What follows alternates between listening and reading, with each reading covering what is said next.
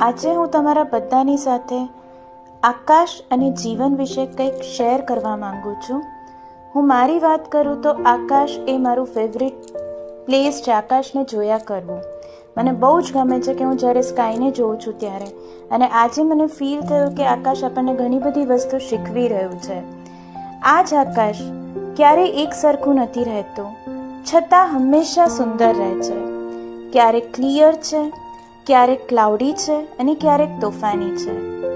જીવન પણ સેમ આકાશ જેવું જ લાગે છે. આજે આકાશ શીખવે છે કે તોફાન કાયમ નથી રહેતું. વાદળો એક દિવસ હટી જાય છે અને પ્રકાશ ફરીથી લાવે છે. એટલે જ્યારે જીવનમાં પ્રોબ્લેમ્સ આવે, અપ્સ એન્ડ ડાઉન્સ આવે, ત્યારે આપણને હેવીનેસ ફીલ થાય છે. પણ જો આકાશ જેવા બની રહીએ તો આ બધું જ ઇઝીલી પાસ થઈ જાય.